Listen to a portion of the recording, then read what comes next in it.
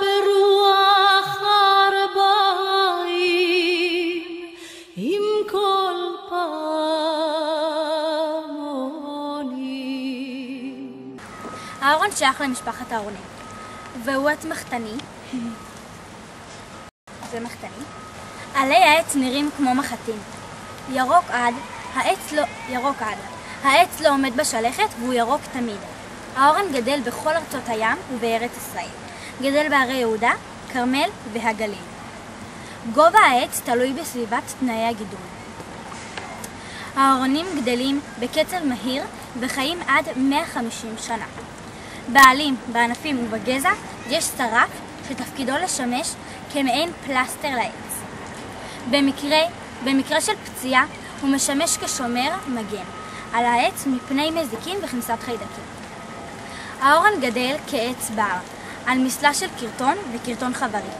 הקרטון הוא סלע פריך ורך יותר מהגיר. יש לו הרבה נקבוביות כמו חורים קטנים, אך הוא אטום למים מפני שהחורים זעירים, צבעו לבן ולפעמים אפרפר. האורן גדל בתנאי אקלים שונים. מסתפק בכמויות הגשמים השנתי. אינו זקוק להשקיה, הוא צומח בקצב מהיר.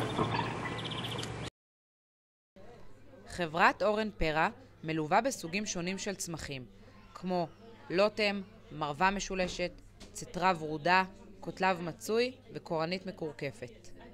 קטלב מצוי הוא עץ ירוק עד ממשפחת האברשים הגדל בחורש ים תיכוני. הקטלב המצוי מגיע לגובה של עד 5 מטרים. נפוץ בחורשי הגליל, הכרמל, יהודה ובשומרון. בעיקר על קרקעות חבריות. קליפת גזעו החיצונית בצבע חום אדום, אך צבע הגזע עצמו הינו ירוק חום. עליו גדולים ומבריקים, ופרחיו פורחים באביב בצבע קרם. קורנית מקורקפת, שייכת למשפחת הספתניים, היא בן שיח נמוך, צפוף, נוקשה, המדיף ריח עז של זעתר. היא פורחת בסוף האביב ובקיץ, ממאי עד אוקטובר. הפריחה עשירה והומה מאביקים. הפרח קטן, ספתני בצבע ורוד סגול. קורנית מקורקפת שכיחה ברוב חלקי צפון הארץ ומרכזה. היא מעדיפה קרקעות דלים, עולה בהמוניה בסלעים, בעיקר של קורקר, חבר וקרטון.